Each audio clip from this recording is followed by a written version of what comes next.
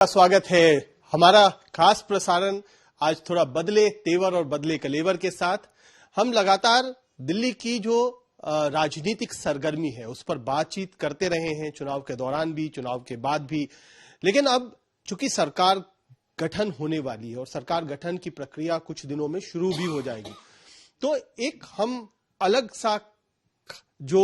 सी रेखा है, अलग सी लाइन है, वो खींचने की तैयारी कर रहे हैं। कुछ हम कोशिश करेंगे ऐसे शख्सियतों को जोड़ने की जो कि आने वाली सरकार में भी और आने वाले हो सकता है कि जब सरकार बने उसके बाद विपक्ष में भी बड़ी भूमिका निभाएंगे। तो ऐसी राजनीतिक शख्सियतों में एक बहुत महत्वपूर्ण चेहरा है अरविंदर सिंह लवली। अरविंदर सिंह लवली इस बार गांधीनगर से जीत करके तो आए हैं, लेकिन इनकी खास बात यह है कि ये पहले शीला सरकार में मंत्री रह चुके हैं और एक बार नहीं तीन बार मंत्री पद उन्होंने संभाला है। तो ये एक बड़ी इनकी पहचान भी है और कई महत्वपूर्ण पोर्टफोलियो इन्होंने देखा है। तो अगर सरकार के तौर पर अनुभव की बात की जाए तो शायद अरविंदर सिंह लवली से बेहतर अनुभवी नेता दिल्ली सरकार को चलाने के लिए आज की तारीख में जितने लोग भी चुन करके आए हैं उनमें से कम के पास ये अनुभव होगा। तो एक तो अनुभव की खान है ही, साथ ही साथ उनकी अपनी पहचान है, अलग शख्सियत है और बीजेपी से पहली बार चुन करके आए विधायक, तो उस पर भी हम सवाल पूछेंगे कि नया अनुभव कैसा रहा। हमारे साथ संजय काव साहब भी रहेंगे जो कि एशियन एज के सीनियर जर्नलिस्ट हैं और साथ ही साथ पहले उन्होंने लगभग 3 दशकों तक टाइम्स ऑफ इंडिया और स्टेट्समैन जैसे अखबारों में काम भी किया है। हमारे साथ लगातार जुड़ते रहे हैं। लवली साहब, आपको सबसे पहले तो बहुत बहुत बधाई और बहुत बहुत जीत को लेकर के कई सारी मुश्किलों के बावजूद आपने जीत तो हासिल की और बड़ी जीत हासिल की, उसके लिए शुभकामनाएं।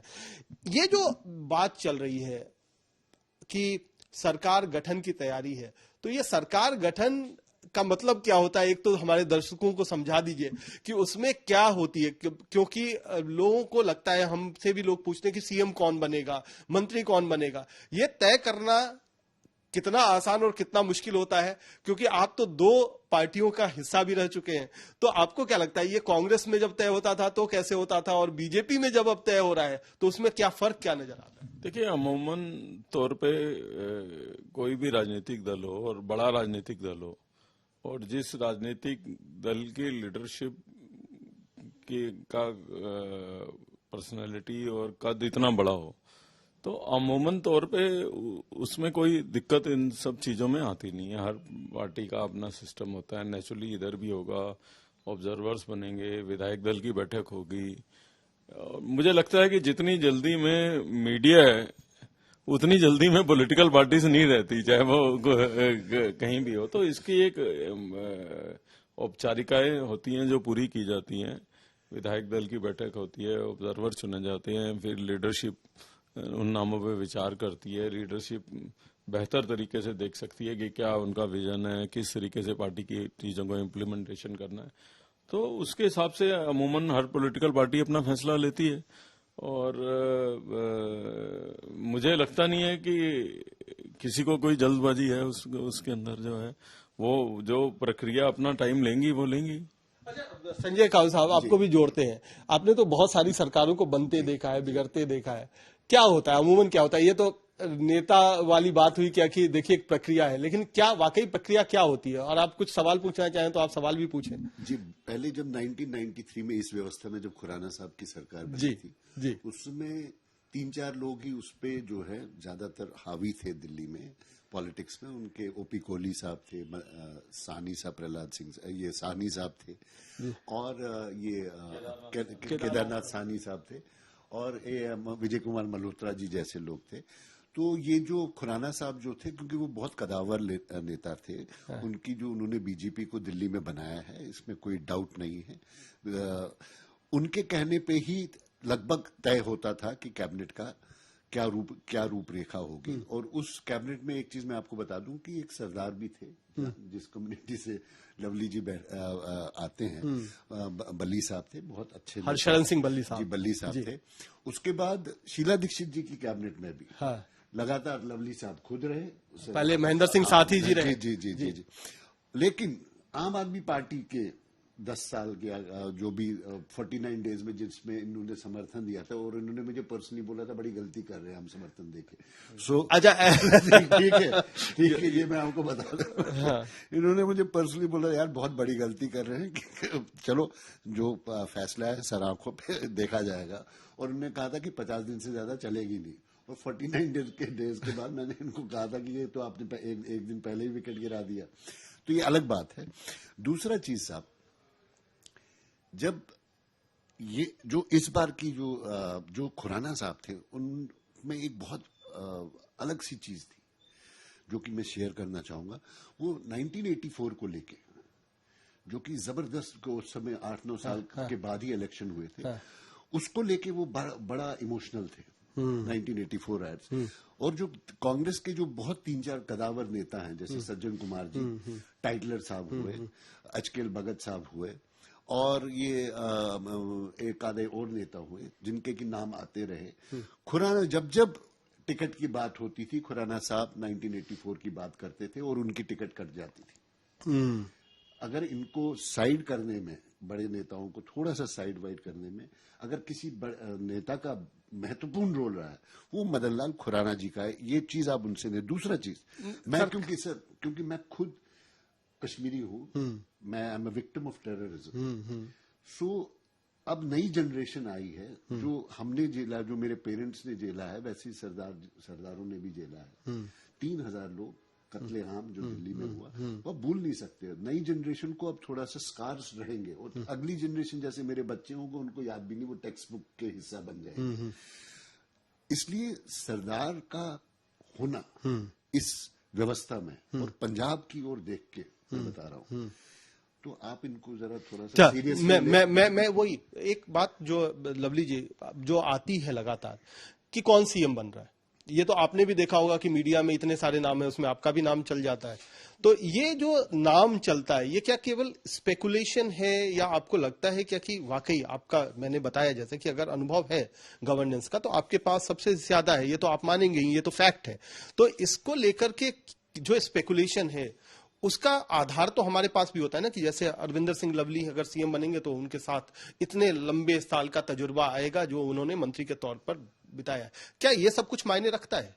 देखिए, पहले तो कुणाल जी, मैं आपका और संजय कावल जी का धन्यवाद करना चाहता हूं कि आप मेरे एक्सपीरियंस की बात कर रहे हैं और सब चीजों की बात कर रहे हैं।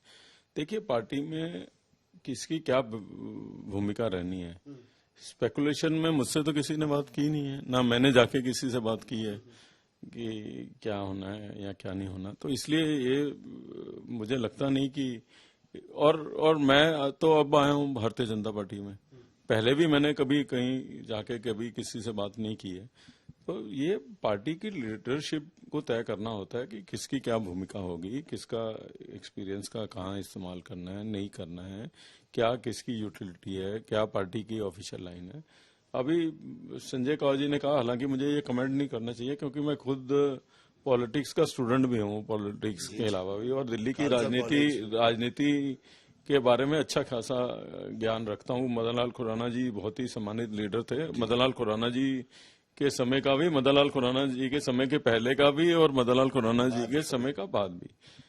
मदन लाल खुराना जी जो है वो जब दिल्ली के मुख्यमंत्री बने थे तो उन्हीं के चेहरे पे चुनाव लड़ा गया था, और तब और अब की भारतीय जनता पार्टी में बहुत फर्क है। आज भारतीय जनता पार्टी दुनिया की सबसे बड़ी राजनीतिक दल है, ठीक है, उस समय ऐसा नहीं था। और आज जो है पूरे देश के लोगों ने, आज मैं दिल्ली में भी ये कहूं कि किसी को कोई गलतफहमी हो कि वो कोई बहुत बड़ा लीडर था और वो चुनाव जीत गया, दिल्ली के लोगों ने बेसिकली 2 इश्यूज पे वोट किया है।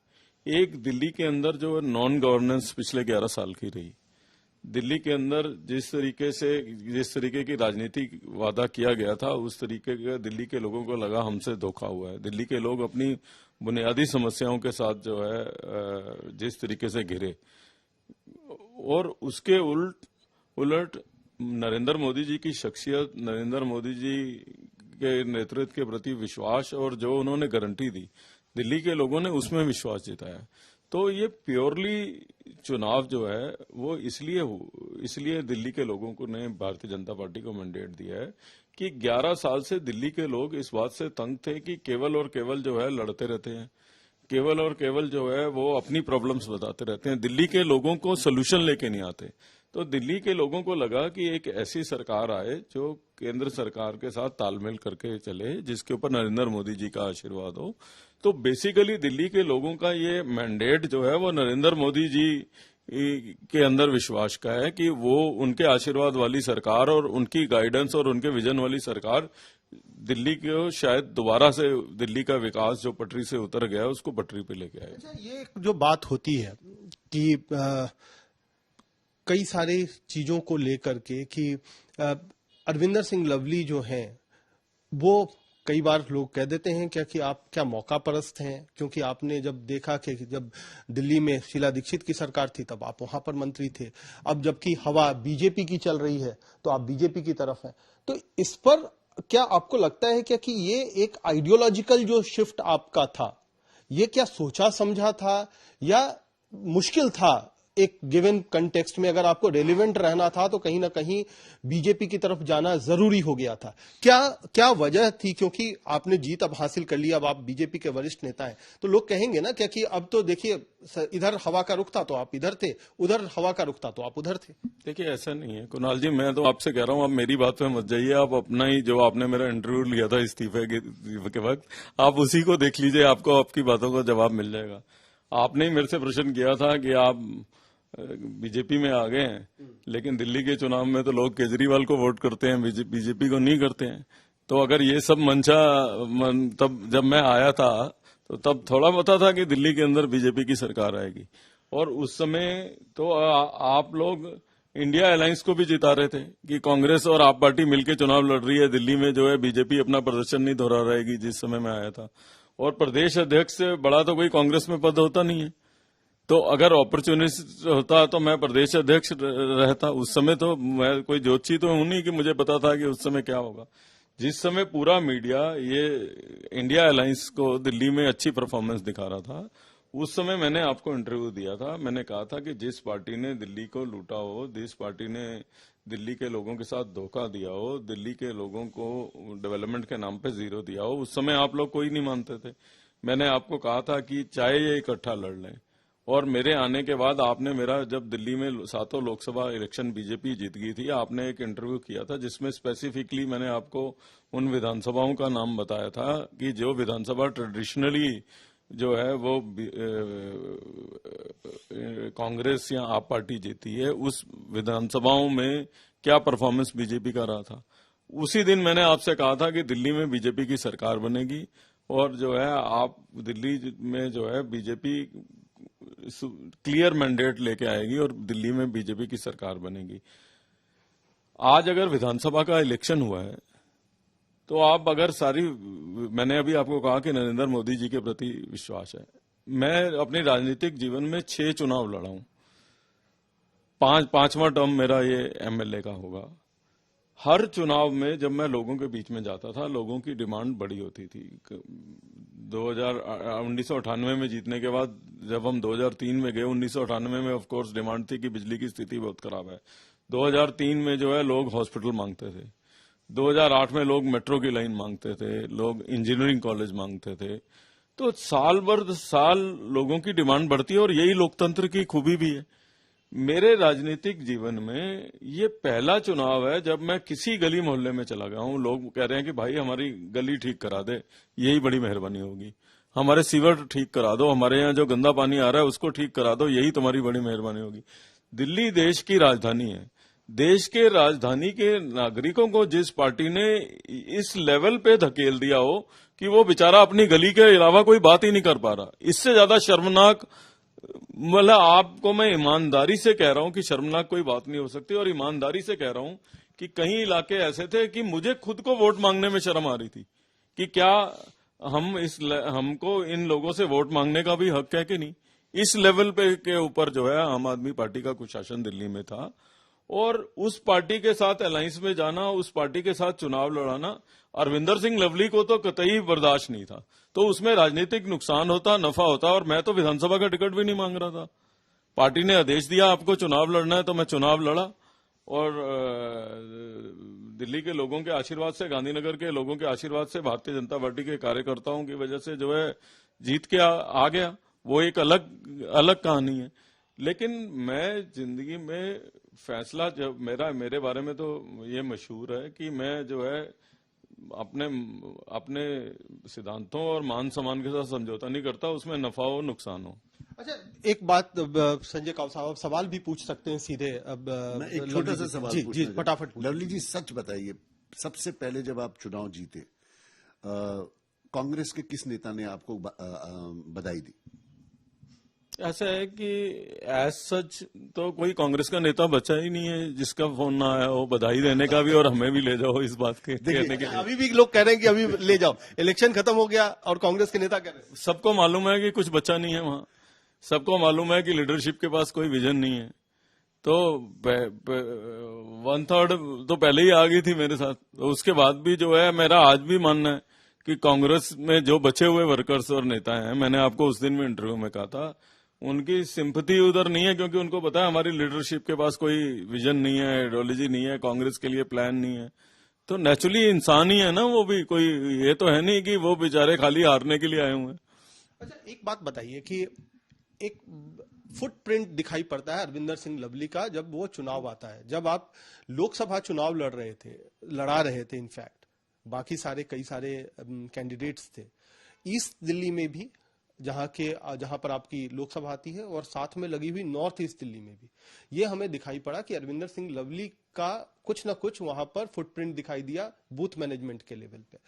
ये जो आपने किया, क्या ये फायदा लोकसभा में तो आपको मिला ही, विधानसभा में भी आपकी रणनीति कुछ ऐसे ही रही कि बूथ को आपने बेहतर तरीके से मैनेज किया? क्या थी इतनी बड़ी जीत के पीछे? क्योंकि कहा जाता था कि अरविंद केजरीवाल के किले को तोड़ना मुश्किल है, तो वो क्या स्ट्रेटेजी थी जिसकी वजह से अरविंद केजरीवाल को इतनी बड़ी हार मिली? देखिए, एक तो बेसिक बात यह है, लोगों का विश्वास इनसे उठ गया था, ठीक है। बाकी आप अगर किसी भी पॉलिटिकल पार्टी के जब कार्यकर्ता बनते हो, तो जब आप पॉलिटिक्स के फील्ड में हो, तो आप यू विल ऑलवेज ट्राई कि आप अपना बेस्ट फुट फॉरवर्ड करो, जो आपसे बेहतर हो सकता है वो आप करो, नेचुरल है।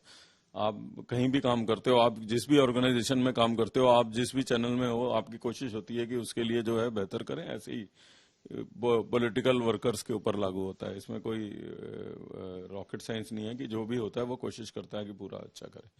मैं आपको एक छोटा सिर्फ, आप अपने ईस्ट दिल्ली की बात की, तो ईस्ट जमुना पार की सीटों की चलिए बात करते हैं। 16 सीटें जमुना पार में हैं।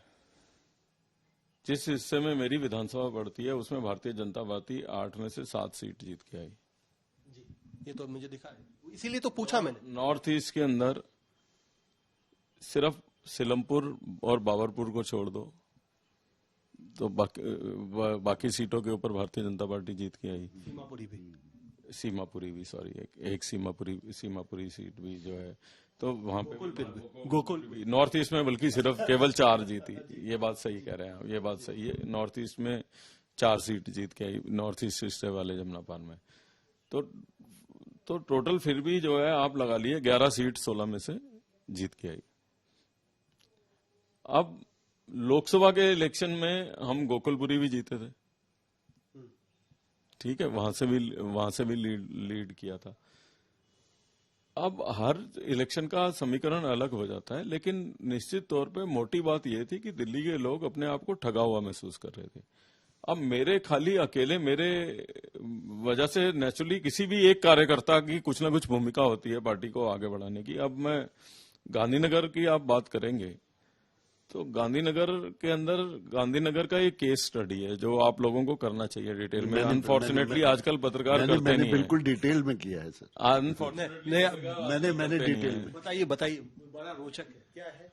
देखिए, गांधीनगर एक ऐसी विधानसभा है जिसमें लगभग 25% के करीब अल्पसंख्यक वोट है और 15% के करीब रिजर्व कैटेगरी का वोट है। 40% वोट जहां पे ऐसा मतदाता है जो नॉर्मल तौर पे कहा जाता है, ऐसा है नहीं है, कहा जाता है कि भारतीय जनता पार्टी से दूरी बना के रखता है। 69 सीटों पे हो सकता है कि कांग्रेस और आप पार्टी अलग लड़ रही हो। 70वीं सीट का कैंडिडेट भी आप पार्टी के कहने से जो है मेरे से, क्योंकि विशेष प्यार है, कांग्रेस की लीडरशिप का। तो 17वां कैंडिडेट भी जो है आप पार्टी की मर्जी से ही जो है कैंडिडेट उतारा गया था, जिसने प्रॉपरली अपना पैम्फलेट तक भी नहीं छपवाया था। आप जो अगर अल्पसंख्यक वोटों के ऊपर आप उन पोलिंग बूथों की कैलकुलेशन करेंगे तो लगभग 21 से 22% वोट जो है अल्पसंख्यकों का भारतीय जनता पार्टी को मिला है। तो नरेंद्र मोदी जी का जो नारा है सबका साथ सबका विकास, अगर वो कहीं पे पूर्ण रूप से फिट बैठता है तो वो केस स्टडी है गांधीनगर। आप ये बताइए, ईमानदारी से बताइए, क्योंकि मैं यहाँ पर थोड़ा सा आपको टोक रहा हूँ, वो नरेंद्र मोदी को मिला है या अरविंदर सिंह लवली को मिला? नहीं, वो वोट तो कमल के निशान को पड़ा। लेकिन वो तो आपका पर्सनल रेपो है ना उस इलाके में। ये मैं मानता हूं। मतलब चूंकि आपने केस स्टडी की बात की, तो अगर नरेंद्र मोदी के नाम पे पड़ता तो ओखला में भी पड़ जाता, अगर नरेंद्र मोदी के नाम पे पड़ता तो सीलमपुर में भी पड़ जाता, अगर नरेंद्र मोदी के नाम पे पड़ता तो बहुत सारी सीट हैं जो मुस्लिम डोमिनेटेड है, चांदनी चौक भी आप जीत जाते, वहां पर तो बहुत 20% ही माइनॉरिटी है। मैं आपसे प्रश्न पूछ रहा हूँ कि दूसरे नंबर पे ओखला में कौन है, सीलमपुर में दूसरे नंबर पे कौन है? नहीं, तो वो तो इलाके है ना। वो तो ऐसा है क्या कि वोट जब डिवाइड हुआ, माइनॉरिटी वोट डिवाइड हुआ कांग्रेस और आम आदमी पार्टी में, ये तो अब जग जाहिर है। हमने भी वो एनालिसिस कर लिया है कि इस बार जो माइनॉरिटी वोट है उसमें डिवीजन हुआ है, क्योंकि कांग्रेस को गेन हुआ माइनॉरिटी एरिया में 10 से लेकर 12-15% तक का गेन है। तो अगर गेन है तो लॉस तो वहां पर आम आदमी पार्टी को उस वजह से हुआ कि कांग्रेस ने उसके माइनॉरिटी वोट के हिस्से में सेंधबारी कर ली। आपका जो एक कैडर वोट था या जो हिंदू वोट बैंक है वो एक तरीके से स्थिर रहा, मजबूत रहा। 3% माइनॉरिटी ने जो है कांग्रेस को वोट करा है गांधीनगर में। तो मैं थोड़ा सा आप उसको भी देखिए। नहीं, मैं इसमें थोड़ा सा आंकड़ों के साथ इनकी बात को स्ट्रेंथ देता हूँ। इस बार कांग्रेस को लोवेस्ट वोट पड़ा है 3,500 का। हाँ। जब लवली जी गांधीनगर जब पहले लड़ते थे जो 16, 17, 18 हजार पड़ते, और जब लवली जी लड़े थे 22,000 के आसपास पड़े थे, 22,000 के आसपास पड़े। तो ये लोवेस्ट है। दैट मीन्स अगर इसका डिफरेंस देखे 3,000 और 21,000, ये बहुत बड़ा 22,000, तो बहुत डिफरेंस है। 3,000 इतना 3-3,500 लोवेस्ट वोट। तभी तो मैं कह रहा हूँ कि वो इनके नाम पे पड़ता है, इनके नाम पे पड़ता है, वो कांग्रेस के सिंबल पे या बीजेपी के सिंबल पे नहीं। ये तो चूंकि मैं भी पॉलिटिकल साइंस का ही स्टूडेंट हूं, तो मैं ये तो इतना तो एनालिसिस कर सकता हूं कि एक अरविंदर सिंह लवली की अपनी भी छवि है जिसपे वो माइनॉरिटी वोट को अपने लिए टर्न आउट करवा, वो कुछ प्लस माइनस कर सकती है, लेकिन at the end of the day मैं भारतीय जनता पार्टी का कैंडिडेट हूं, कमल के निशान के ऊपर वोट डाला है, और अगर अल्पसंख्यक निकल के कमल के निशान का बटन दबा रहा है तो वो निश्चित रूप से प्रधानमंत्री जी के उस नारे पे के प्रति स्लोली, ये नहीं मैं कह रहा कि ओवरऑल टर्न हो गया है या मेजोरिटी हो गया, बट वो उस तरफ बढ़ रहा है। उसको आपको लाइटली नहीं लेना चाहिए। और चुनाव जीतने के बाद प्रधानमंत्री जी ने जो भाषण किया, चुनाव जीतने से पहले के भाषण तो पॉलिटिकल पार्टी कोई भी करती है, कोई भी पॉलिटिकल लीडर करता है। भारतीय जनता पार्टी के हेडक्वार्टर में आके प्रधानमंत्री जी ने जो अपना भाषण किया उसमें 2 बातें विशेष थी। एक तो उन्होंने आके कहा यमुना मैया की जय। तो हम यमुना को साफ करने की बात केवल वोट मिलने से पहले नहीं कह रहे, चुनाव जीतने के बाद भी हम यमुना मैया की जय कर रहे हैं। और चुनाव जीतने के बाद उन्होंने कहा कि भारतीय जनता पार्टी की दिल्ली की सरकार का जो मोटो होगा वो सबका साथ सबका विकास का होगा। चुनाव जीतने के बाद, चुनाव जीतने से पहले तो अरविंद केजरीवाल भी हनुमान चालीसा पढ़ लेते थे। अच्छा, ये बताइए कि ठीक है, अब ये बात तो हो गई क्या कि आपके इलाके में क्या क्या आपके लिए चैलेंजेज हैं। अब आप क्या देखते हैं कि आप जीत चुके हैं, अब तो चुनाव खत्म हो गया, अरविंद केजरीवाल अब इतिहास हो गए, अरविंद केजरीवाल को आपका हराना का मोटिव था वो आपने हरा दिया। अब क्या जो नई कैबिनेट बनेगी या जो नई सरकार का गठन होगा उसमें मुख्यमंत्री कौन होगा, मंत्री कौन होगा, ये बहुत कुछ मायने रखेगा, क्योंकि कहीं ना कहीं दिल्ली को बहुत बेहतरी की तरफ ले जाना है। आपने खुद कहा कि लोग अब सड़कों से तक से परेशान है, बाकी चीज तो छोड़ दीजिए, जो अपनी गली की सड़कें हैं वो भी नहीं बनी हुई हैं। तो ये जो है इसमें जो कैबिनेट की भूमिका होगी, इसीलिए कैबिनेट के फेसेस में भी बहुत लोगों की रुचि कि कौन कौन आएगा। देखिए मैंने आपको बताया, आप घूम फिर के वही प्रश्न पूछेंगे तो मैं उसका जवाब मेरे लिए संभव नहीं है, ना मेरी भूमिका है उसके अंदर कोई। वो तो विधायक दल की बैठक होगी, जैसा मैंने पहले बताया, लीडरशिप तय करेगी क्या औपचारिक डिस्कशन होता है, क्या प्लेटफॉर्म बनेगा, उसके अनुसार होगा। तो उसमें तो आप समझेंगे मैं कुछ जानकारी मेरे पास हो या मैं कुछ देखूं तो मैं उस पोजीशन में हूं नहीं। दूसरा जो सबसे इम्पोर्टेंट बात है, इम्पोर्टेंट बात ये नहीं है कि कैबिनेट में कौन होगा और क्या नहीं होगा, इम्पोर्टेंट बात यह है कि दिल्ली के लोगों ने जिस तरीके का विश्वास और मैंडेट भारतीय जनता पार्टी को दिया है, दिल्ली के लोगों ने जिस तरीके से देश के यशस्वी प्रधानमंत्री नरेंद्र मोदी जी की गारंटियों पर विश्वास किया है, भारतीय जनता पार्टी की जिम्मेवारी और बढ़ जाती है डिलीवर करने की। भारतीय जनता पार्टी के कार्यकर्ता होने के नाते मैं समझता हूं कि हमको अपने हमारे नेता की विश्वसनीयता के लिए भी और दिल्ली के लोगों की उम्मीदों पे खरे उतरने के लिए भी परफॉर्म करना बहुत इम्पोर्टेंट है, डिलीवर करना बहुत इम्पोर्टेंट है। दिल्ली के लोगों ने जिस उम्मीद और आस के साथ, देखिए ये पहला चुनाव है कि दिल्ली के लोग खुश भी हैं, दिल्ली के लोग राहत भी महसूस कर रहे हैं। ये मैंने बहुत बारी देखा है कि कोई पार्टी चुनाव जीतती है तो उसके सपोर्टर या लोग खुश होते हैं कि हमने इनको चुना, दिल्ली के लोग राहत भी महसूस कर रहे हैं। तो इसलिए डबल रिस्पॉन्सिबिलिटी है भारतीय जनता पार्टी के ऊपर। ये जो खुश होने वाली बात कही, अभी हम लोग डिस्कस कर रहे थे, संजय जी भी और मैं भी, ये पहली दफा है जब दो पार्टी के लोग, एक हारी हुई पार्टी है कांग्रेस, उसके लोगों को भी हमने देखा है कि वो खुश है कि आम आदमी पार्टी, चलो कम से कम आम आदमी पार्टी तो हारी। आप एक चूंकि फॉरवर्ड कांग्रेस मैन भी रहे हुए हैं, कांग्रेस में भी रहे हुए हैं, ये जो एक फीलिंग है, एक खुशी की फीलिंग है कांग्रेस में, कांग्रेस शून्य पे रही है लेकिन उनके कार्यकर्ताओं में भी मैंने देखा कि वो भी खुश है। ये खुशी की क्या वजह है? आप तो चलिए खुश हैं क्योंकि आप विधायक बने हैं, आपकी पार्टी की सरकार बनने जा रही है, लेकिन ये कांग्रेसियों में जो खुशी है, आपको तो पता होगा बेहतर तरीके से कि वो क्यों खुश है। देखिए मैं ये कह रहा हूं, पहली बात तो ये है कि मैं बिल्कुल इसलिए खुश नहीं हूं कि मैं विधायक बन गया हूं, ना मैं कोई सरकार, लोकतंत्र में आप चुनाव जीतते हो, चुनाव हारते हो, कोई इसमें कोई ना दुखी होने वाली बात है, ना कोई बहुत ज्यादा खुश होने वाली बात है। मैं समझता हूं कि मैंने कहा कि दिल्ली के लोग खुश हैं, कांग्रेसी खुश हैं तो अच्छी बात है, उनको भी खुश रहना चाहिए। मैं तो कह रहा हूं आप दोनों को भी खुश होना चाहिए।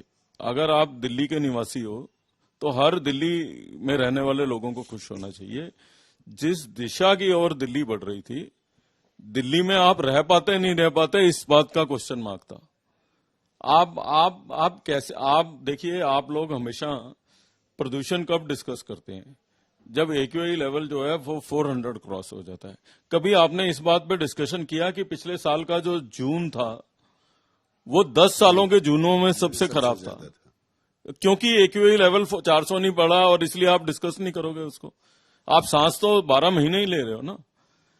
यमुना के अंदर बेतहाशा रूप से नाले गिर रहे हैं, एसटीपीज बंद पड़ी हैं, और आप जो है 2013 के अंदर दिल्ली में 930 एमजीडी पानी होता था और 2025 में दिल्ली की आबादी बढ़ी लगभग 40% और आप पानी प्रोड्यूस कर रहे हो 950 एमजीडी, और 20 एमजीडी पानी आप कहीं से अरेंज नहीं कर रहे।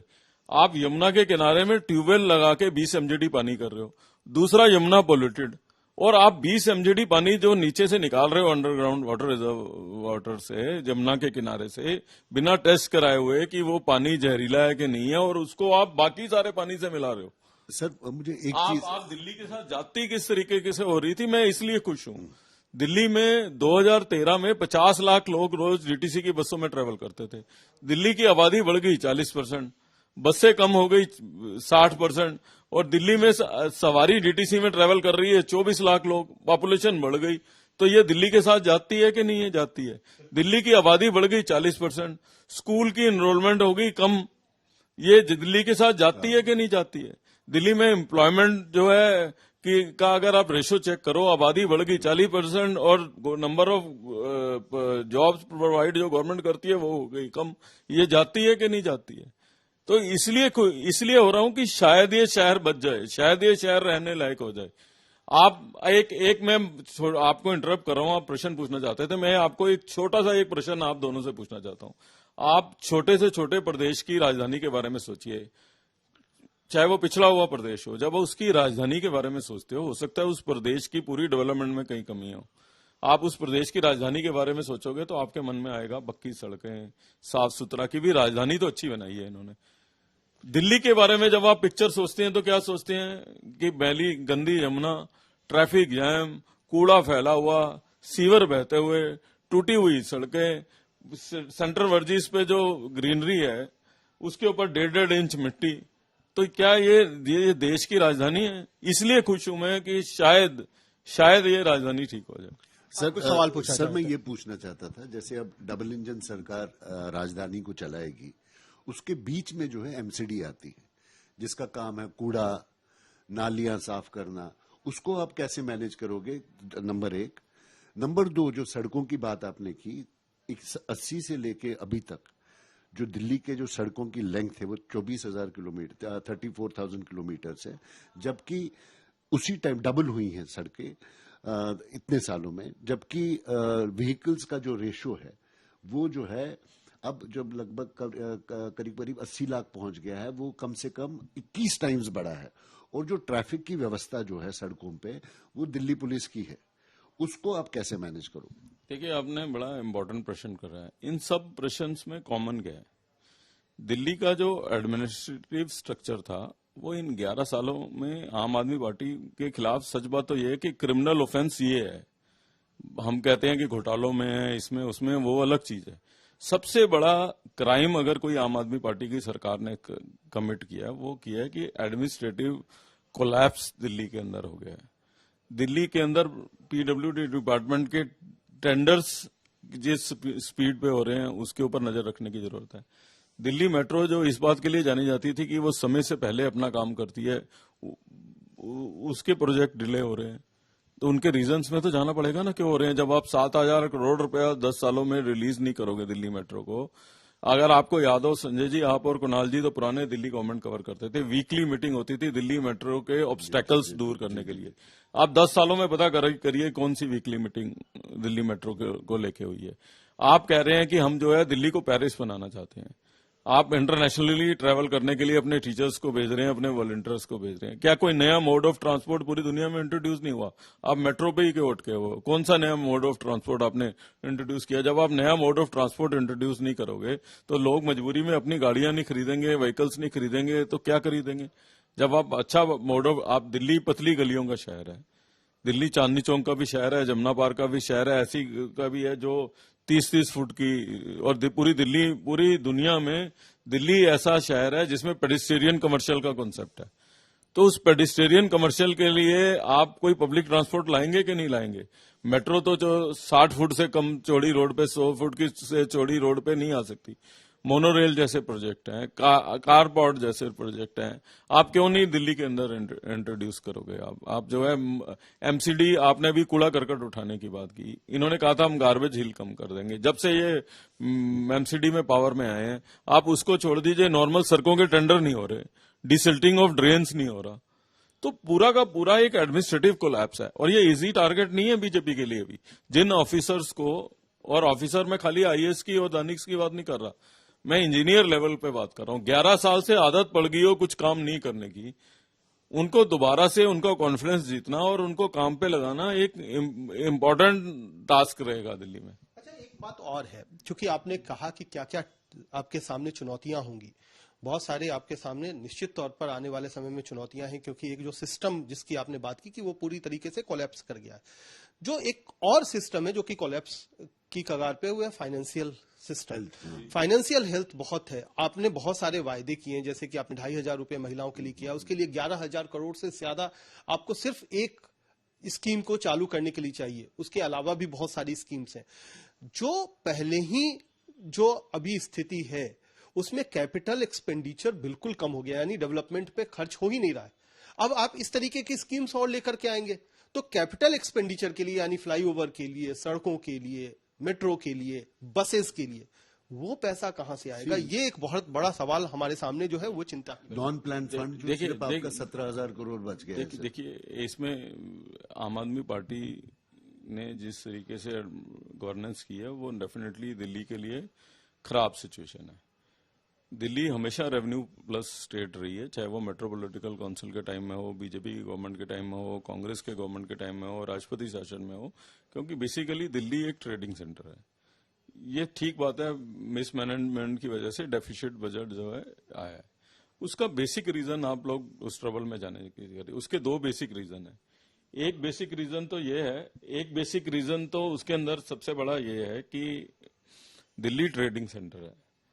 जिस शहर के मार्केटों के सड़कें टूटी हों, पोल्यूशन हो, ट्रैफिक जैम हो, कौन कस्टमर सिरदर्दी लेगा उस शहर में आने की? उससे कहीं ना कहीं दिल्ली के लोगों का व्यापार जो है वो गिरा है। गांधीनगर अपने आप में जो है उसका एग्जाम्पल है। हाँ। अगर आपको याद हो तो मुख्यमंत्री जी ने तो बाकायदा अखबारों में एडवर्टाइजमेंट छपाई थी कि दुनिया का जो एशिया का लार्जेस्ट गारमेंट मार्केट है उसकी मार्केट हम ऐसी बनाएंगे कि कहीं हो ना, वो आज तक एक ईंट नहीं लगी। तो बात खाली गांधीनगर की नहीं है, आप सदर बाजार की बात करो, आप चांदनी चौक की बात करो, आप कमला नगर की बात करो, दिल्ली की जितनी भी मार्केट है जब वहां टूटी हुई सड़कें होंगी, आपको जाना हो चांदनी चौक, आप 10 बार ही सोचोगे यार 2.5-3 घंटे लग जाएंगे। तो जो बाहर से आ रहा है वो ऑनलाइन का जमाना है, वो क्यों आएगा दिल्ली में जब तक उसको सहूलियत ना हो? तो इंफ्रास्ट्रक्चर और finance goes hand by hand. तो जब आप इंफ्रास्ट्रक्चर में किसी शहर का नुकसान करते हो तो वो automatically at the end of the day वो फाइनेंस पे भी हिट करता है।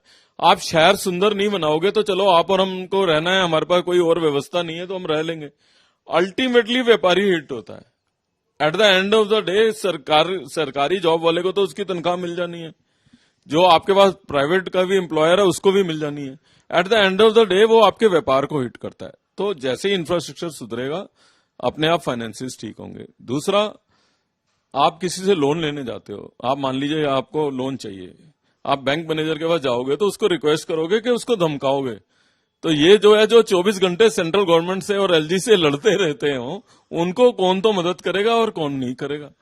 अच्छा तो, ये बताइए, आप एजुकेशन मिनिस्टर इतने लंबे समय तक रहे हैं, दिल्ली की एक बहुत बड़ी समस्या है वो है कि लगभग 2.5-3 लाख जो हैं स्टूडेंट्स जो हैं पास आउट हो जाते हैं, और जो दिल्ली यूनिवर्सिटी और बाकी का है लगभग 90,000 1 लाख सीटें, बाकी जो 1.5-2 लाख बच्चे हैं उनको बाहर जाना पड़ता है भाई पढ़ाई करने के लिए। आप तो इतने साल तक एजुकेशन मिनिस्टर रहे, आपका अनुभव जो है, पहली सजेशन मुझे लगता है, मतलब एक एज अ सिटीजन बता रहा हूं, मेरे भी बच्चे पढ़ते हैं, मुझे लगता है कि आपको इस मामले में आप क्या करोगे ताकि किस सीट्स का इंटेक दिल्ली यूनिवर्सिटी और अदर जगहों पे ताकि बच्चे पढ़ पाए? देखिए, आपने कॉलेज एजुकेशन की बात की है, मैं स्कूल एजुकेशन से स्टार्ट करना चाहता हूँ, देन आई विल रीच। जी बिल्कुल। 2013 के अंदर जो ये अपना क्लेम करते हैं कि इनका बड़ा जबरदस्त गवर्नमेंट मॉडल है, और मैं आपको फिगर्स इसलिए नहीं बता रहा कि आप ढूंढिए और खुद चेक करिए, ऑनलाइन जाइए, ये अवेलेबल है। मैं फिगर भी बता सकता हूं पर मैं जानबूझ के नहीं बता रहा, मैं चाहता हूं आप लोग काम करो कुछ। मैं भी काम करूंगा, आपको भी काम पे लगाएंगे। नहीं, मैं सिर्फ आपको आज आपके इंटरव्यू में रीजंस बता रहा हूं, फिगर्स आप खुद ढूंढिए। ठीक बताइए। 2013 की आबादी चेक करिए, 2013 की एनरोलमेंट चेक करिए, 2000 में school drop out rate Delhi का क्या था वो चेक करिए। Yes, no doubt about 1.4 was the drop out rate of Delhi school. No doubt, it's a very surprising thing. ठीक है, आप कह रहे हो कि वर्ल्ड क्लास आपका मॉडल है और आपका स्कूल ड्रॉप आउट रेट बढ़ के 3.7 हो जाए, ये मैं मानता हूं, ये बिल्कुल तो ये कैसा वर्ल्ड क्लास मॉडल है आपका ये स्कूल बड़ा का? एक कॉन्ट्रडिक्शन ठीक है। दूसरा, 2013 में जो एनरोलमेंट थी टोटल, गवर्नमेंट स्कूल्स में पब्लिक स्कूल के बनिस्बत 1 लाख बच्चे ज्यादा पढ़ते थे। ये भी मैं मानता हूं। ठीक है जी। अब दिल्ली में लैंड अलॉटमेंट पॉलिसी तो है नहीं है, इसलिए कोई नए पब्लिक स्कूल तो खुले नहीं है, क्योंकि डीडीए लैंड अलॉट करती नहीं, अपनी जमीन पे कोई पब्लिक स्कूल खोलता नहीं।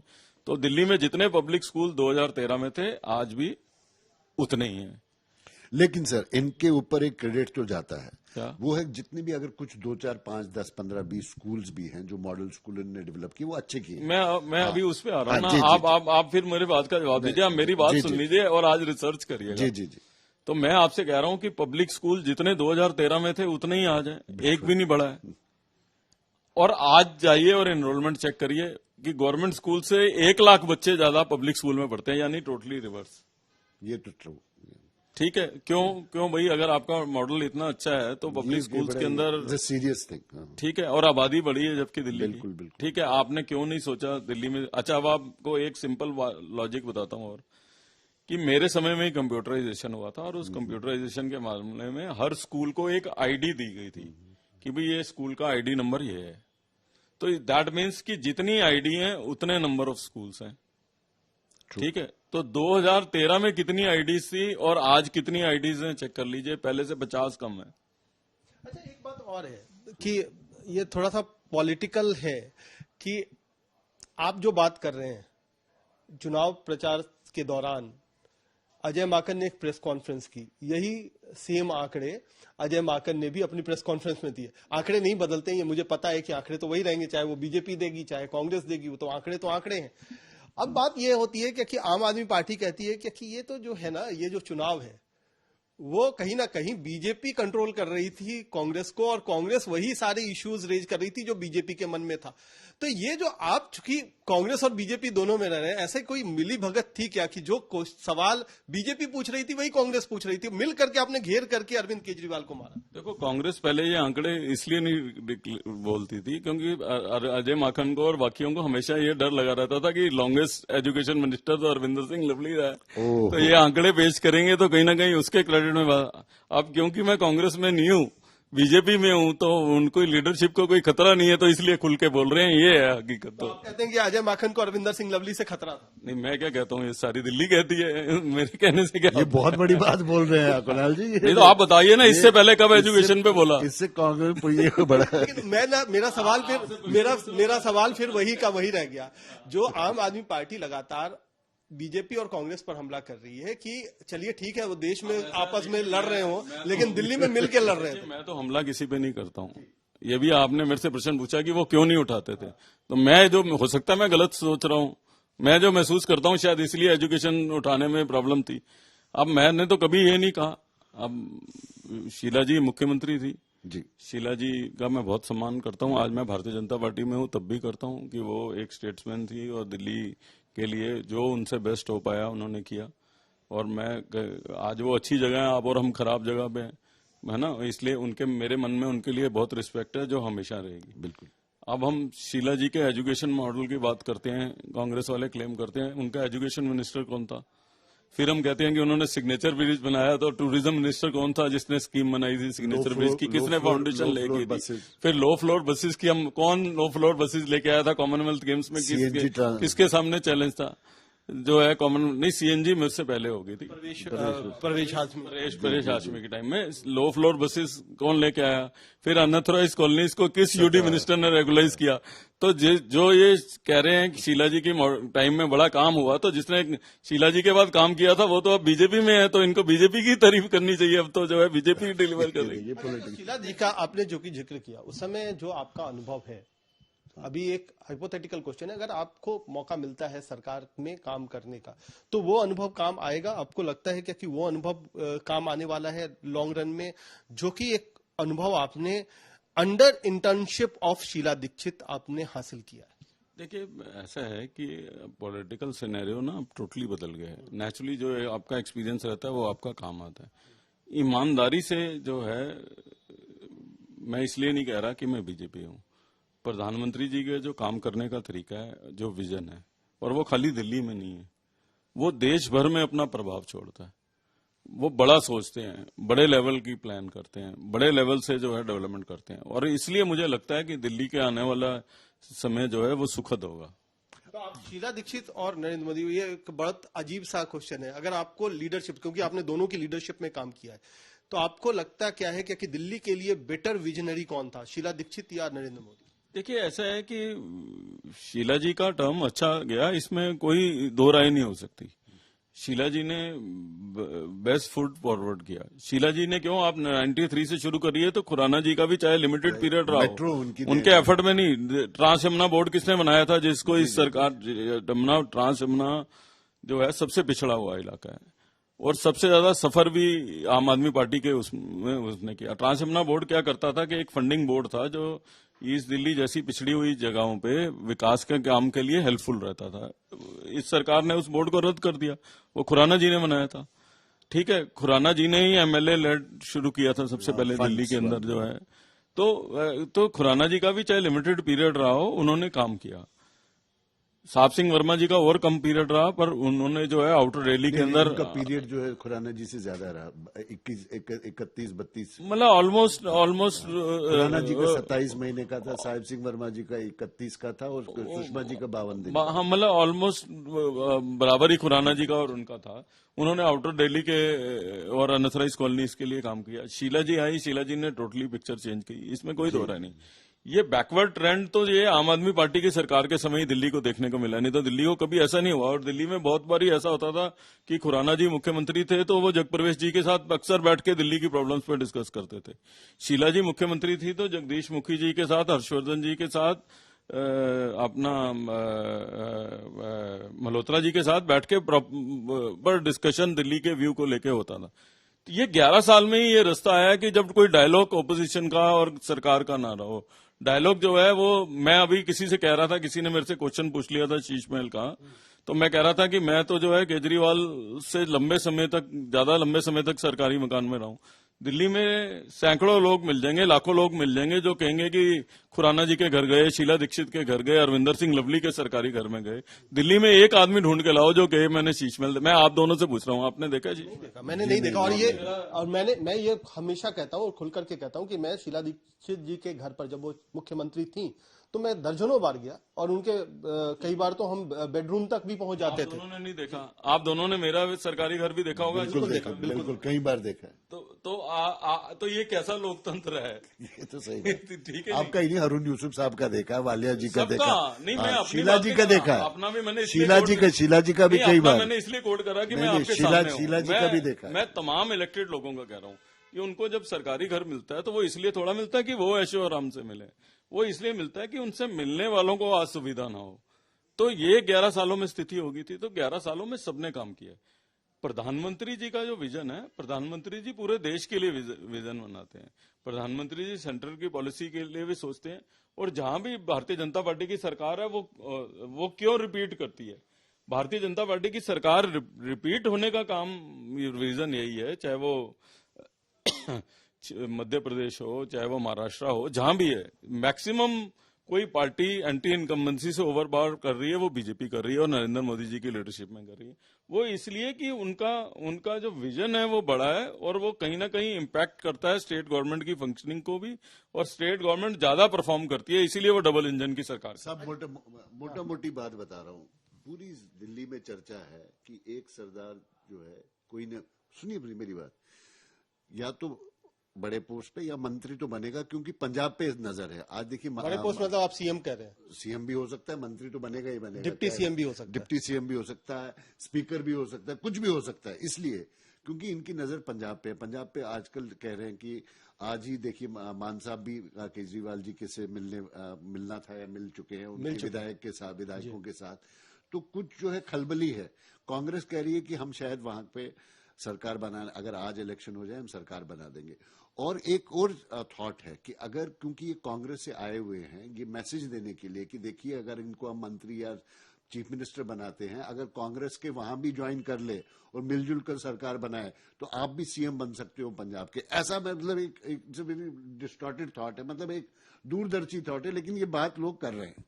देखिए ऐसा है, अब लोग क्या बात कर रहे हैं क्या नहीं मुझे नहीं पता, और कल की सोच के मैं आज की नींद कभी खराब करता नहीं, और कल के बारे में मैंने जिंदगी में कभी सोचा नहीं। अभी प्रेजेंट क्या है उसमें जीने में मेरा जो है विश्वास रहता है, और जो पार्टी काम कहती है वो करता हूँ। आप चुनाव संचालन समिति का मैं को कन्वीनर था। जी जी जी, ठीक है। उसके अलावा जो है इलेक्शन कमेटी में भूमिका थी, इलेक्शन में भूमिका थी, मैनिफेस्टो में भूमिका थी, तो इतना ही बहुत है। आपके 3 लोग और जो आपके साथ बड़े वो भी जीत गए, मुबारक। मनजिंदर सिंह सिरसा और तरविंदर सिंह मारवा।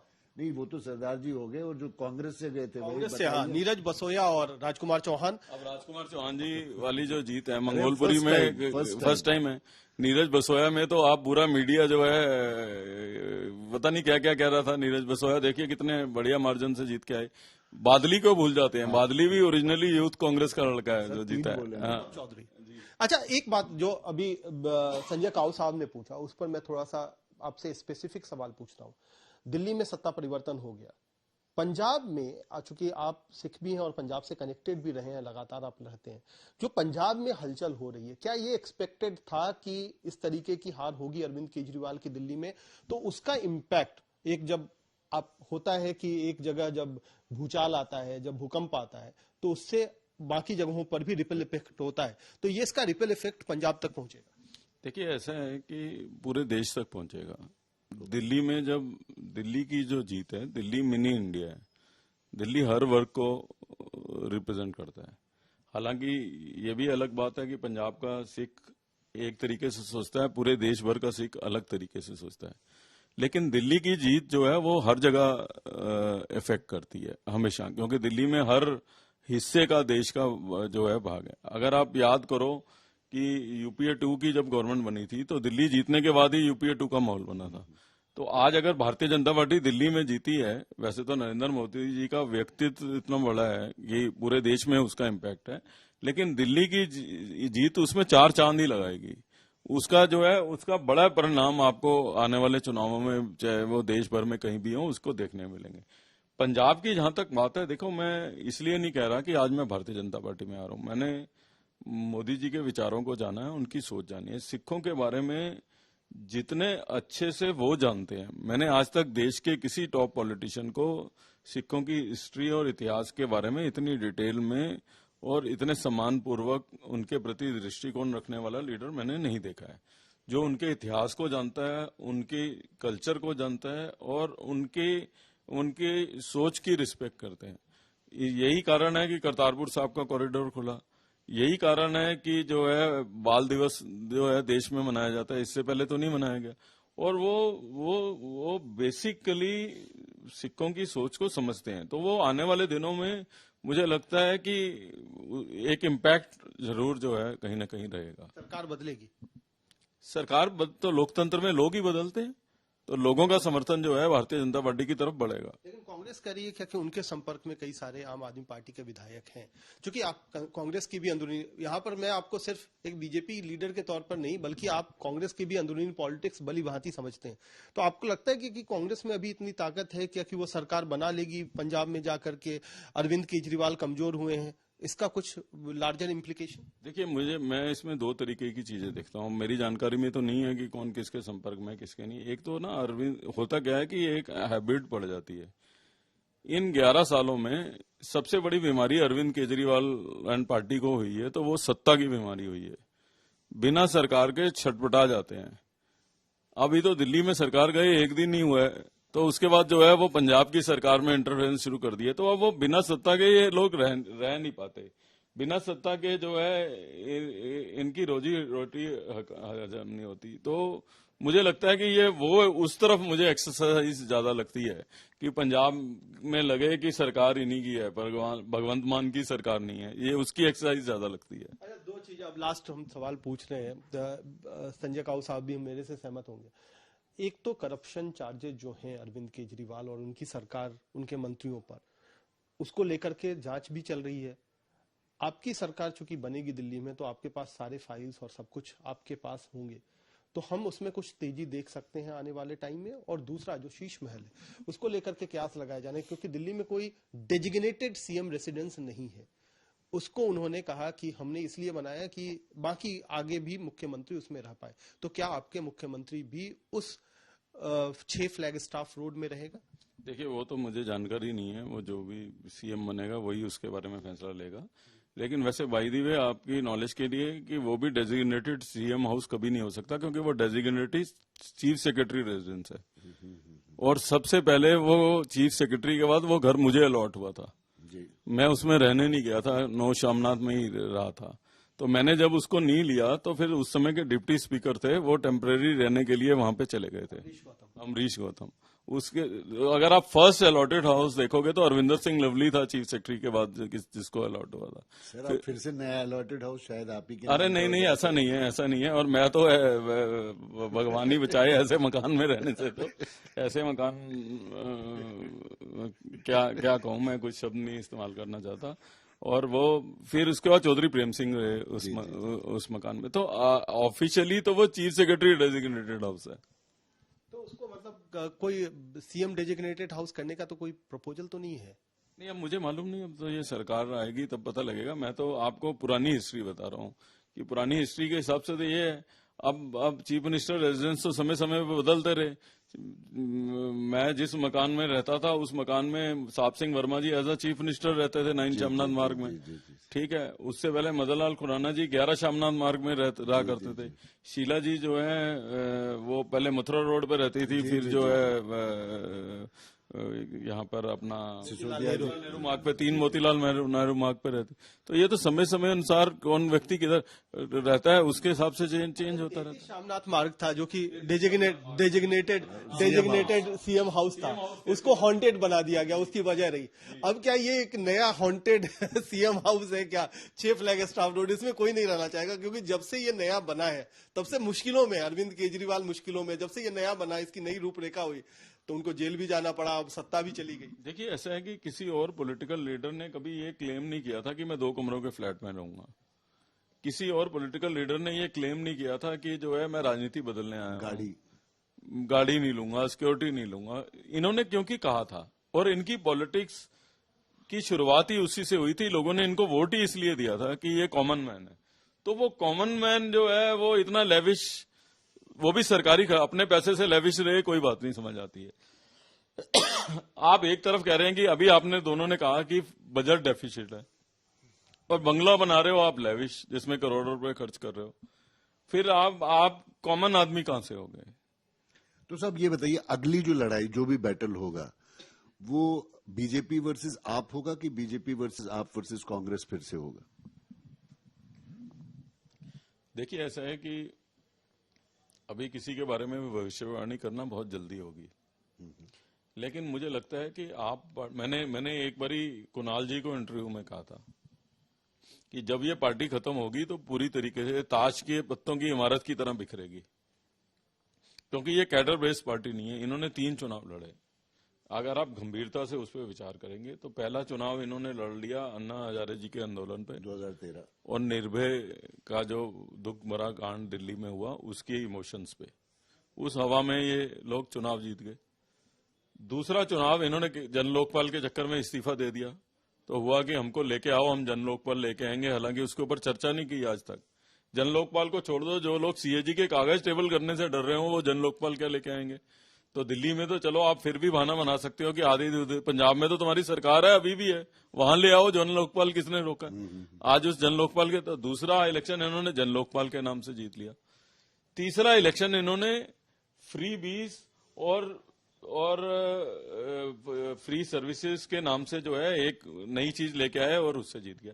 ये पहला इलेक्शन था जब उनको अपने आप को प्रूव करना था कि उन्होंने दिल्ली के लिए क्या किया, और उसमें वो डिमोलिश हो गए।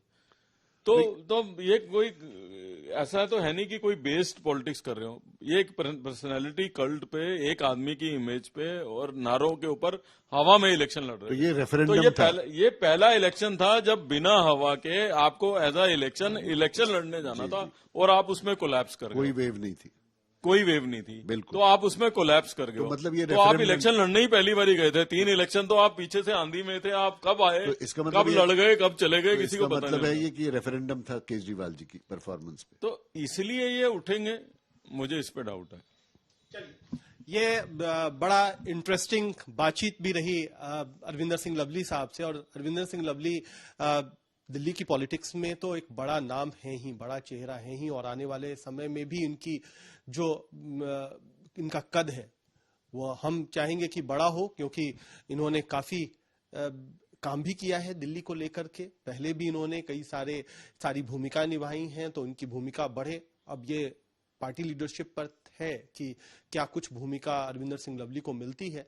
लेकिन एक बात तो बिल्कुल मानने वाली है कि चुनौतियां काफी बड़ी हैं। ये केवल जो चुनाव है, ये चुनाव जीत और हार का नहीं था, ये दिल्ली की दिशा को तय करने का चुनाव था।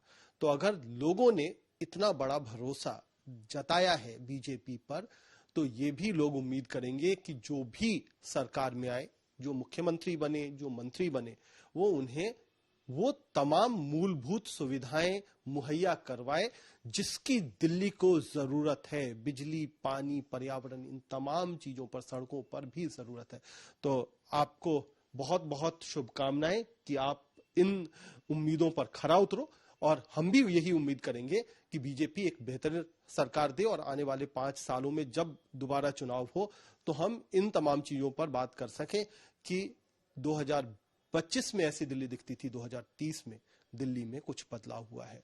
तो संजय काव साहब, आपका बहुत बहुत धन्यवाद, और अरविंदर सिंह लवली जी, आपका भी बहुत बहुत शुक्रिया, और आप तमाम दर्शकों का शुक्रिया जो हमारे साथ इस लाइव चर्चा में जुड़े रहे।